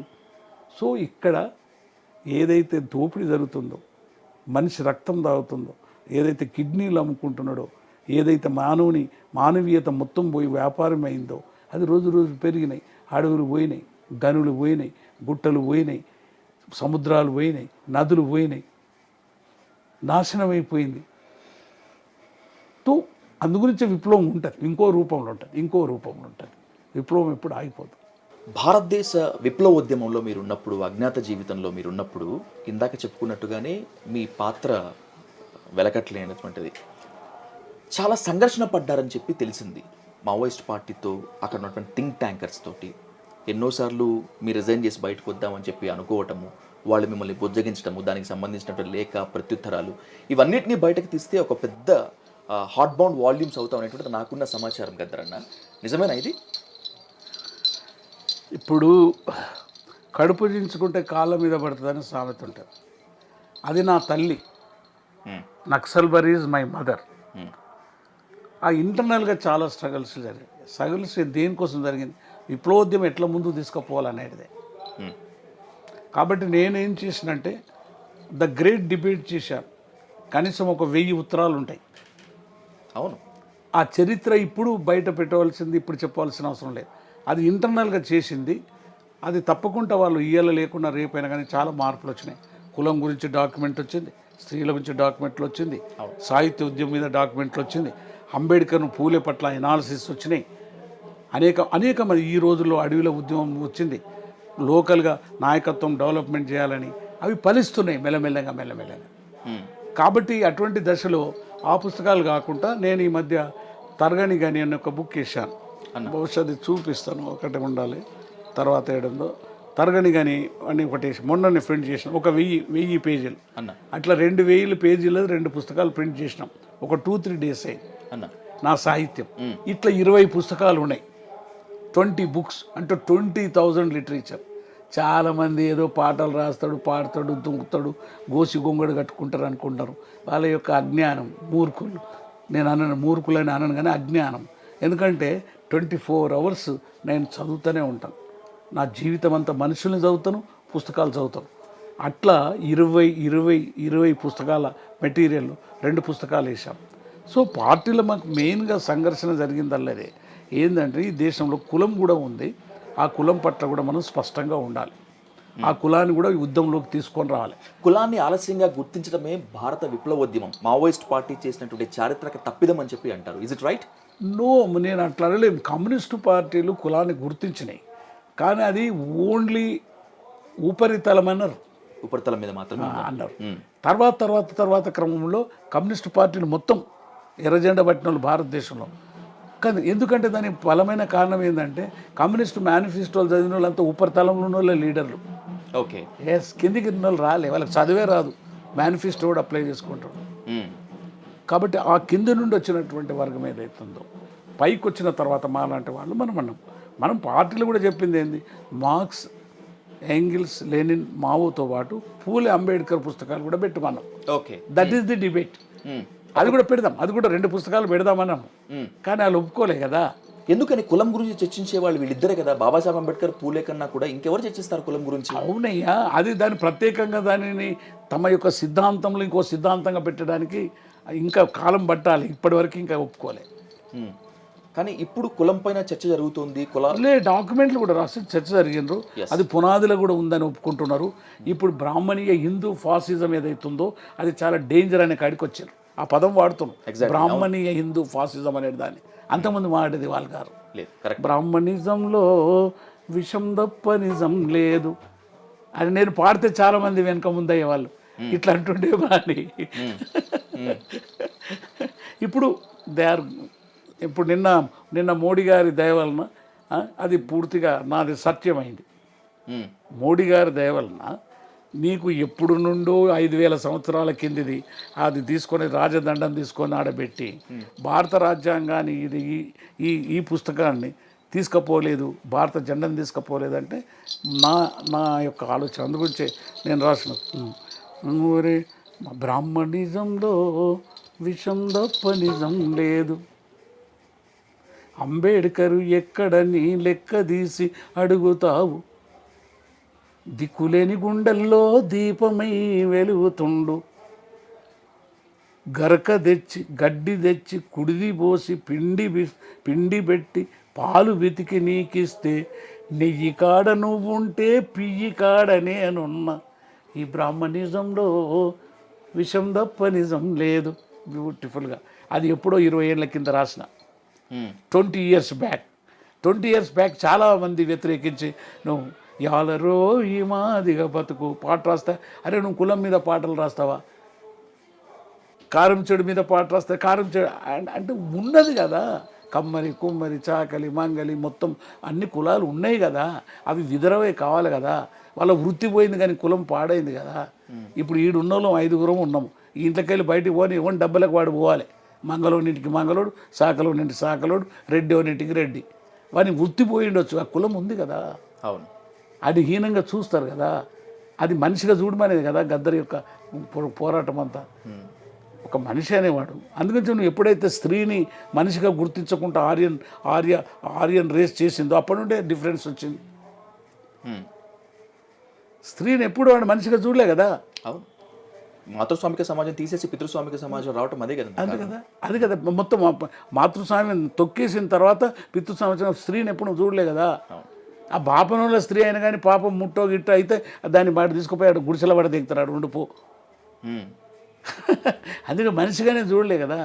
ఇప్పుడు మా కొట్లాటల్లో ఆర్థికమైన సామాజికమైన సమతలతో పాటు మనిషిగా కూడా చూడాలని కొన్ని లక్షల వేల పాటలు పాడి ప్రజల్లోకి వచ్చి చూసి అది చేసి ఇది చేసి అనేక పుస్తకాలు రాసి ఇప్పుడు 20 పుస్తకాలు బయటకు వస్తుంటే రాసి అది చదువుతుంటే ఆ పొడుస్తున్న పొద్దు మీద భలే భలే భలే పాట కాడ వాడు కుదించేస్తాడు బ్రాహ్మణిజం అన్న. వీడికి అంతకంటే ఏం రాదంటాడు, లేకుంటే యాదగిరి గుట్ట కాడికి పోయింది అంటాడు, వీడు పోనట్టు. నువ్వు పోనోడు అంటే కొంచెం ఆనందపడతా కానీ నువ్వు రోజు పోతాడు అన్నంటే ఎదురబోయి అట్లా ఈ సమాజంలో ఆ అట్టడుగు నుండి పేదవాడు ఎవడైతే వచ్చాడో మంచి బట్ట గడితే తప్పే, కడుపు నిండా తిన్న తప్పే, మళ్ళీగానికి మదం పెరిగనని అదను చూసుకొని అరిగోసబెడతాడు, మళ్ళీగాని నేను దొరజీతగాని నేను, ఆవు రాకున్న నా తప్పే, అది ముందు వస్తే తప్పే, మళ్ళీగానికి మదం అత్త మీది కోపం దుత్త మీద తీసినట్టు అటు ఇటు పోయి నన్నేదంతాడు, మళ్ళీగాని నేను. ఆ జీవితం అనుభవిస్తే తెలుస్తుంది. ఆ ఊరిలో ఉండి ఆ గడిలో ముందు గడికాడు ఉండి ఆ దొర వాని దగ్గర వాని కాలకాడు ఉండి, మా ఎలమ దొర ఉన్నారు కదా, ఎలమ దొరలు, మా కేసీఆర్ దొర, వాడు గడిలో ఉన్నప్పుడు నేను జీతగాని బయట, అప్పుడు అనుభవించింది చూస్తే తెలుస్తుంది నీకు మనిషికి ఎట్లా గుర్తించడం. మంచి బట్ట కట్టొద్దు, కడుపు నిండా తినొద్దు, మా ఆడపిల్లలు వయసులు కనిపించొద్దు, బతుకమ్మలు ఇంటి ముంగట వారింటి ముంగటనే బతుకమ్మ ఆడాలి, ఈరోజు ఎత్తుకొని తిరుగుతాడు. మొట్టమొదట ఊరున్న వయసు పోరలంతా ఈ దొర కొడుకులు కుర్చీలు వేసుకొని కూకుంటే గడి ముంగట మేము బతుకమ్మలు ఆడాలి. తెలంగాణలో ఏముందండి, ఒక శీలం ఉందా, ఒక ధైర్యం ఉందా, ఒక నీతి ఉందా, ఒక ఏదైనా ఉందా, ఏ కల్చర్ ఉందా? దేవుని దోసుకున్నారు, మనుషుల్ని దోసుకున్నారు వీళ్ళు. దేవుని పేరిట దేవుని దోసరి మనిషి మతం పేరిట మంటలు కులాలను మాకుండే నిజాయితీకి నీతిమంతులకు గోతులు దవ్వరు. కాబట్టి ఆ వర్గం ఏదైతుంది ఈ పని చేయని నా కొడుకులకు దొడ్డు పోయి ముడి కడుకొని నీకు రాదు. వీళ్ళకు బ్రాహ్మణ క్షత్రియ వైశ్యులకు రెడ్లకు ఎలమలకు మా వాళ్ళే మా అమ్మలే కలివ కడగాలి అలా పిల్ల కడికెళ్ళి. అటువంటి వీళ్ళు భూమి వాళ్ళ చేతిలో ఉంది, అది ఉన్నది. ఇప్పుడు ఓట్లు కూడా మొత్తం దోసుకుంటున్నారు. అన్నిటికంటే పెద్ద దోపిడీ జరుగుతుంది. మీకు దాని ద్వారా చెప్తాను, ప్రజలకు చెప్పండి. పెద్ద దోపిడీ ఏంటంటే ఓట్లు దోసుకోవడం. ఓకే, చాలా పెద్ద దోపిడీ. అంటే నీ రాజకీయమైంది. అందుకే నేను యువతరానికి 18 నుండి 25-35 ఏళ్ళ నుండి యువకులకు చెప్తాను, ఒరే బిడ్డలారా నీ తాత మాట వినండి రా. నిన్న ప్రామిస్ చేసి చెప్పిన మొన్న, సత్యముందు చెప్పుతున్న సత్యమే చెప్పుతున్నా, సత్యముందు చెప్పుతున్న సత్యమే చెప్పుతున్నా, నా మనుమరాలారా ఒరే ఒరే మనుమలారా, ఒరే బిడ్డలారా, ఒరే కొడుకులారా, నువ్వు కొట్లాడకపోతే నువ్వు తిరగబడకపోతే నీకు తిప్పలే వస్తుంది. సత్యముందు చెప్పుతున్న సత్యమే చెప్పుతున్నా, నీ కొలివి పోయినాది, చాకిరేవు పోయినాది, నీ మగ్గాలు పోయినాది, నీ ఊరు పోయినాది, నీ బతుకు పోయినాది. ఆఖరికి అన్నం పెట్టే భూమి తల్లి, ఆ భూతల్లిని ఊడవాడు బుక్కి బలుస్తుండు. సత్యముందు చెప్పుతున్న సత్యమే చెప్పు ఇక తిరగబడుదాము నువ్వు కుమిలి సత్య కన్నా నువ్వు ఏడ్చి సత్య కన్నా అప్పులతో సత్య కన్నా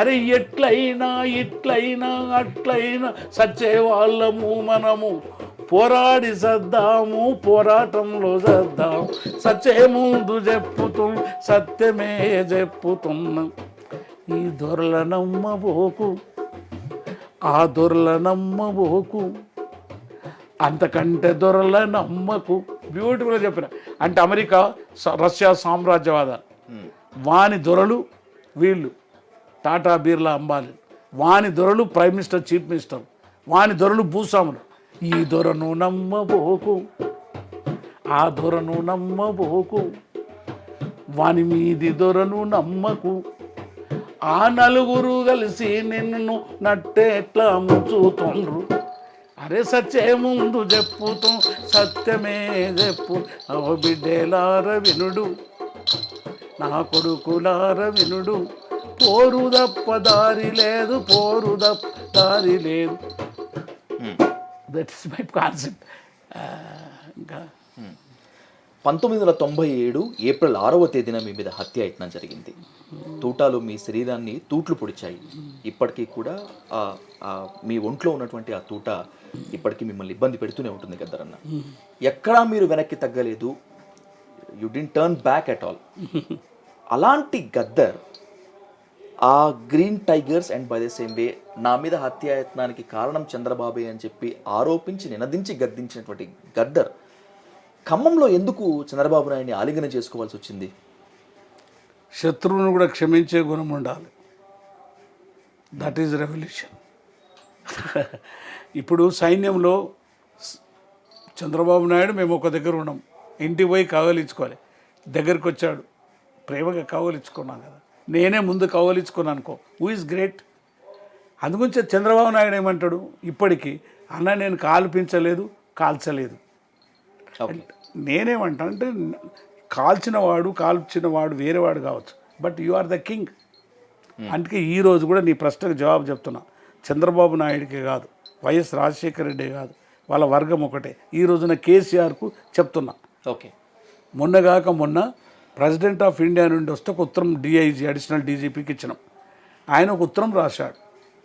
హత్య జరిగింది నిజమే, హంతకులు దొరకలేదు నిజమే, ఇంకా భవిష్యత్తులో దొరికేటట్లేరు, యువర్ ఎనిమీస్ అన్డిటెక్టెడ్ అన్నాడు.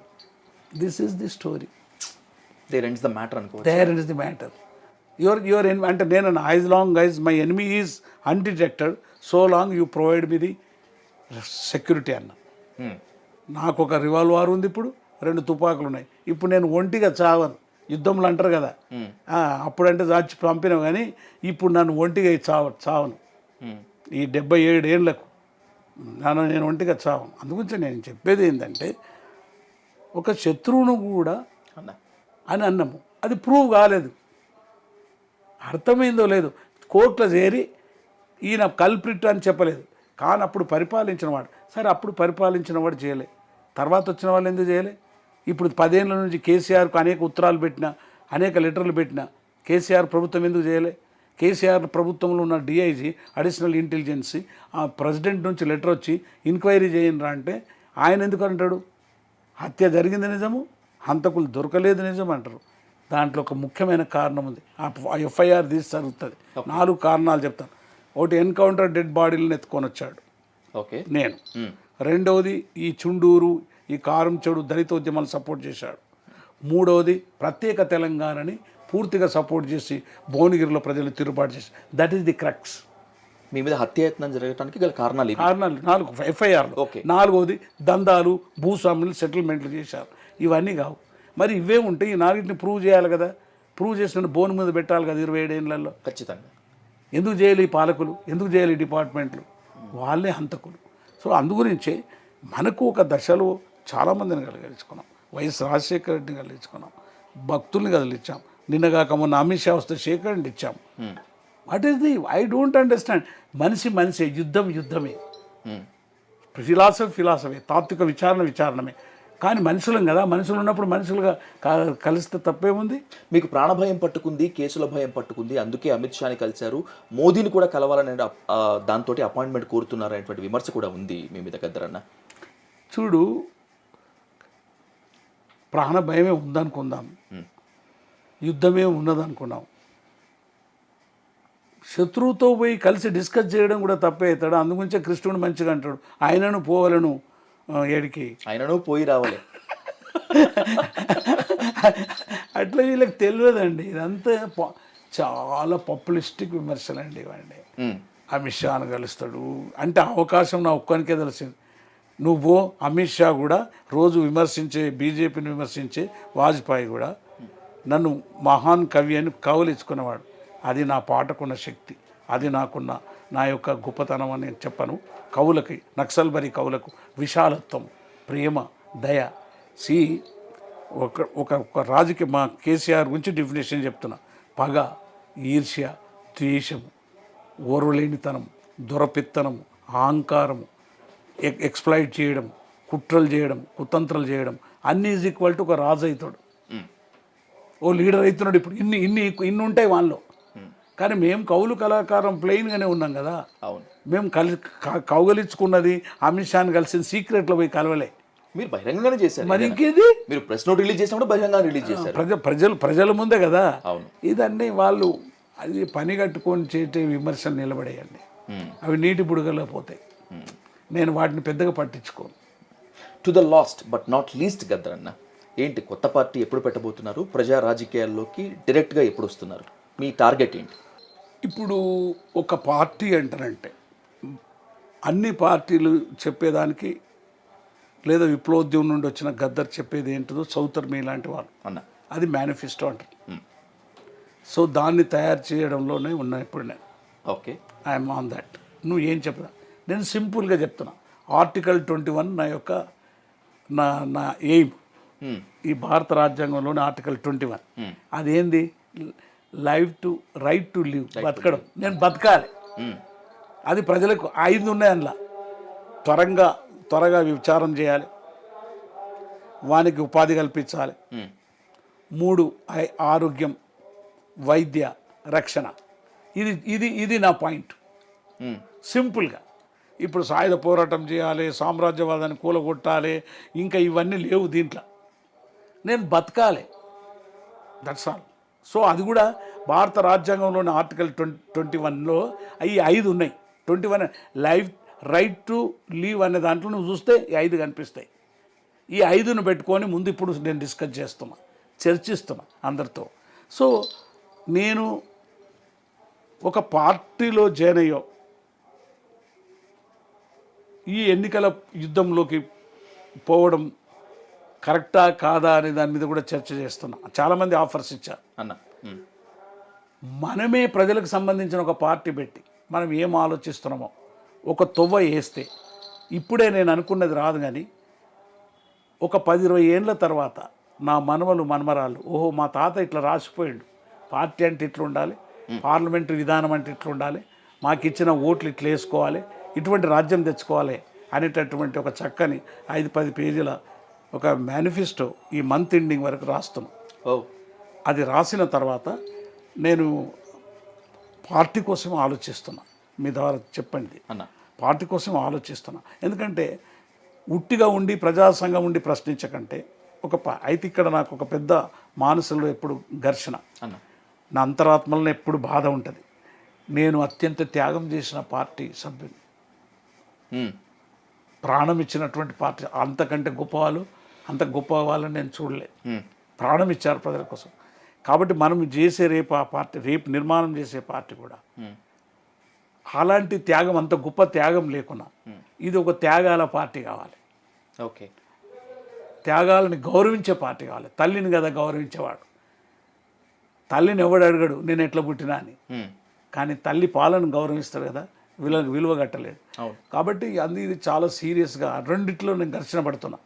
నేను I'm the member of that party member. ఆ పార్టీలో మెంబర్ను. అప్పుడు యుద్ధమే ఇప్పుడు యుద్ధం. అప్పుడే త్యాగాల పార్టీలో ప్రాణం ఇచ్చిన వాళ్ళు, అవును, నిన్నగాక మొన్న చనిపోయిన వాళ్ళతోటి తిరిగిన. మరి తక్కిన పార్టీలోకి వచ్చే సభ్యులు కానీ తక్కిన పార్టీ మేనిఫెస్టో అంత గొప్పగా ఉందా, ఉంటుందా అనేదే నా బాధ. అందుగురించి దాంతో సంఘర్షణ పడుతున్నా. బట్ ఎనీ హౌ పార్టీ పెట్టకున్నా ఏం లేకున్నా కేసీఆర్ ఎక్కడుంటే అక్కడ వెళ్ళి ఆయనను ప్రశ్నిస్తాం. పోటీ చేస్తారు ఖచ్చితంగా? ఖచ్చితంగా ప్రశ్నిస్తాం. ఆ పోటీ చేయడం అంటే అదే కదా, అంతే. పోయి ఖచ్చితంగా ప్రశ్నించడం అనేది నిర్ణయించుకున్నాం. ఎందుకు ఈ దశలో 77 ఏళ్లలో ఏ తెలంగాణ ఉద్యమం అయితే మనం తీసుకొచ్చి అతని చేతిలో పెట్టామో ఇతనే కంటిన్యూ అయితే ఈ తెలంగాణ శ్మశానం అయిపోతుంది. ఓకే. ఎస్. నిన్ను చూస్తూ పెరిగినటువంటి జనరేషన్ మాది గద్దరన్న. చూస్తూ అంటం కన్నా కూడా నిన్ను చదువుతూ నేను ఫీల్ అవుతూ పెరిగినటువంటి జనరేషన్ మాది. సో ఇలాంటి సందర్భంలో ఒక సేయింగ్ ఉంటుంది, తన రచనలతో విప్లవాన్ని సృష్టించినటువంటి, సంచలనాన్ని సృష్టించినటువంటి చలం అరుణాచలం వెళ్ళినంత మాత్రాన ఆయన కవిత్వం చిన్నదైపోదు. సో ఇప్పుడు మీ కాంట్రిబ్యూషన్కి మీ మీద విమర్శలు ఇవంతా వచ్చినంత మాత్రాన Gaddar is a real warrior. ఎప్పటికీ కూడా మీరు యోధుడే. కానీ ఈ పార్లమెంటరీ ప్రజాస్వామ్యంలో గద్దర్ని ఎలా ఆహ్వానిస్తారు, గద్దర్ ఎలా నిలబడతాడు అనేటువంటిది ఒక $1 మిలియన్ ప్రశ్న. మీ నమ్మకమే దాన్ని నిలబెడుతుందని చెప్పి మనస్ఫూర్తిగా. అంటే అక్కడ ఇప్పుడు పార్లమెంటు దాంట్లో నేను ముందే చెప్పడము, ఉదాహరణకి ప్రత్యేక తెలంగాణ ఉద్యమం జరుగుతున్నప్పుడు అన్న పార్లమెంటు పందుల దొడ్డి అన్న మా నోరుతోటే పార్లమెంట్లో బిల్లు పెట్టమని అన్నమా లేదా? ఖచ్చితంగా. మరి ఎట్లా అన్నాం? ఇప్పుడు కూడా విప్లవ పార్టీని క్వశ్చన్ చేయాలి, నా సొంటోడు అందరిని క్వశ్చన్ చేయాలి. అది నా నోరుతోటి అనిపించారు కదా పార్లమెంట్లో బిల్లు పెట్టమని. అది అది అది గురించి ఇక్కడ నేనేమంటున్నానంటే గెలుస్తాడా ఓడిపోతారా అన్న యాంగిల్లో నుండి చూడటానికి డౌట్ వస్తుంది. ఓకే అన్న. నాకు పదవి ఆశ లేదు, పైసల ఆశ లేదు, కీర్తి ఆశ కూడా లేదు. నీకు ప్రాణం మీదే ఆశ లేదు, కీర్తి ఆశ కూడా లేదు. కీర్తి రావాలి, ఎవడు చెడ్డోడు మంచివాడు అంటే పట్టించుకోను నేను. కీర్తి ఆశ లేదు నాకు. నా అత్యంత ప్రాణంలో నా జీవితం అంతా నాతోన్న నా కుటుంబం, అందులో నా నా నా నిశ్శబ్ద విప్లవం విమల, నా వైఫ్, ఎవరైతే కొట్లాడినని బతికిచ్చిందో ఆమె గురించి ఒక నవల రాస్తున్నా, నిశ్శబ్ద విప్లవం అని. ఒక నవల రాస్తున్నా. అంటే ఇంట్లో ప్రతి ఇంట్లో ఒక స్త్రీ కాంట్రిబ్యూషన్ ఏముంటుంది, అది పితృస్వామ్యం వచ్చిన తర్వాత ఎట్లా తొక్కేసారు.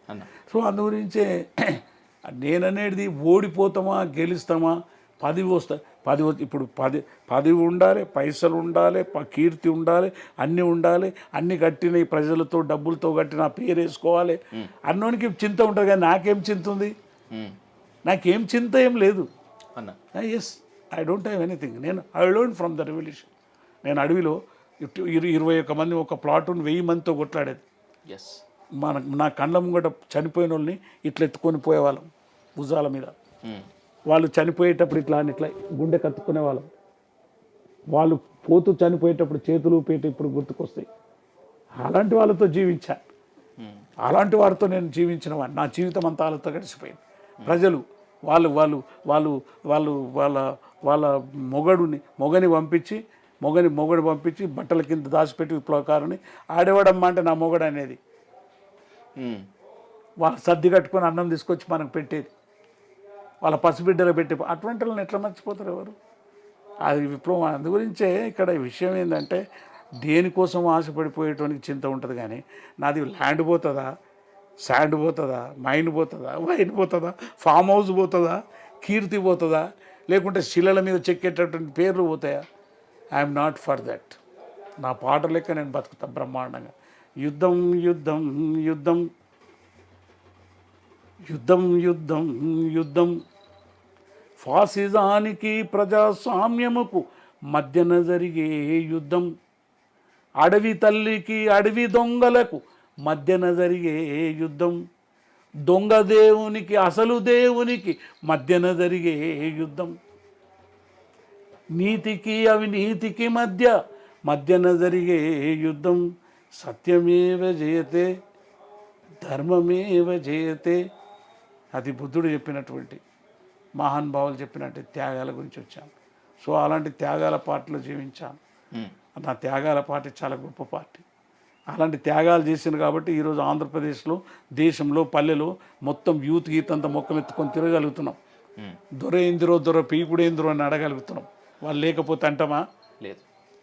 వాళ్ళు లేకపోతే, వాళ్ళు మా వెనక లేకపోతే, గ్రామాల్లో అడగండి తెలంగాణలో, వాళ్ళు వచ్చిన తర్వాతనే వాళ్ళ రక్తంతో తడిసింది. వాళ్ళ రక్తంతో ఈ తెలంగాణ రక్తము చెమట కన్నీళ్ళతో దర్శింది. అది కడుపుతోటి ఉంది, ఎప్పుడో మళ్ళీ విప్లవానికి అంటది, బిడ్డల్ని కంటనే ఉంటుంది ఖచ్చితంగా. 100%.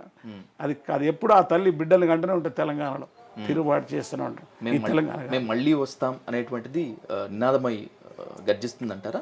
ఏది మేము మళ్ళీ వస్తాము, గ్రామాలకు తరలండి అనేటువంటి క్యాంపెయిన్ మళ్ళీ జరుగుతుందంటారా? 100% ఇంకో రూపంలో జరుగుతూనే ఉంది. ఓకే, మళ్ళీ వస్తాం తిరిగి. వాళ్ళు అంటారు కదా, మళ్ళీ మళ్ళీ వస్తాం, మళ్ళీ మళ్ళీ కలుస్తాం. వచ్చారు, అనేక రూపంలో వస్తుంది. ఎందుకంటే నేను చెప్పాను కదా, సమస్య మనం పరిష్కరించబడితే వాళ్ళు రారు. నా రోగం తగ్గిపోతే నేను డాక్టర్ దగ్గర పోను అన్న. రోగం పెరిగింది ఈ వ్యవస్థలో. సుస్థి చేయాల్సిన రావాల్సిందే. ₹1,00,000 వచ్చినవాడు వాడు అమ్మ నాయనను 2 రోజులు ఉంచుకుంటలేడు అన్న. ఈడ వానికి మంచి తనకు కావాల్సిన ఒక ఇల్లులో ఉండే బతకలేడు. వాడి సమస్య పరిష్కరించబడ్డదా? పరిష్కరించబడినందుకు వాడు తన దారిని వెతుకుతాడు. అందుగురించి ఇక్కడ సమస్యలు ప్రపంచంలో వరల్డ్ బ్యాంక్ అంతా అయిపోయి వచ్చిన తర్వాత, డెడ్ క్యాపిటల్ వచ్చిన తర్వాత, యూత్కి అందరికీ స్మార్ట్ ఫోన్ ఇచ్చేస్తే వాడు ఆ స్మార్ట్ ఫోన్ పట్టుకొని మిడ్ నైట్లో ఆ సెక్స్ ఎట్లా చేయాలి అట్లా చేయాలనేది నేర్పి అందరినీ సర్వనాశనం చేస్తున్న దశలో సాంస్కృతిక విప్లవం ఉన్నది ఇక్కడ అన్న. కాబట్టి ఇక్కడ వీళ్ళందరూ వస్తారు. అమరవీరుల స్వప్నం ఎప్పటికైనా ఒకరోజు తప్పకుండా విజయవంతమవుతుంది. అంటే అమరవీరుల స్వప్నం అదే కదా, ఇట్లుండే ఈ నిచ్చెన మెట్ల మీద ఇట్లుండాలని, సరిసమానంగా ఉండాలి. ఇట్లా కూడా అనలే వాళ్ళు, నువ్వు కిందికి రా మా కాళ్ళకి, అట్లా అంటలేరు, ఇట్లా ఉండాలనే కదా. నీ ముళ్ళేం పోయింది, తినగా మిగిలింది మేము తిండికి అడిగినాం, నీ మేడ నీడ కింద కొంచెం సేపు కూకుంటాం, ఎండుంది, మానం కాపాడుకనికి మసిపేలకు అడిగినాం. ఇదే మా డిమాండ్. అంతే మా డిమాండ్. నీ ఫామ్ హౌస్ ఇవ్వు, నీ అది ప్లేన్ ఇవ్వు, నీ కుర్చీ ఇవ్వు, ముఖ్యమంత్రి ఇవ్వు, మా ప్లేన్లో పంపించు అడుగుతలేం మేము. మా అమ్మని అడిగినా, మా వాళ్ళని అడిగినా, బిడ్డ 4 మెతుకులు ఉన్నాయా, తిన్నారా, పండుకున్నారా, మంచుకున్నారా, గదే అడుగుతారు. ఏం బిడ్డ నువ్వు అమెరికాకు పోతలేవేంద్రా అని అడుగుతారు అన్న.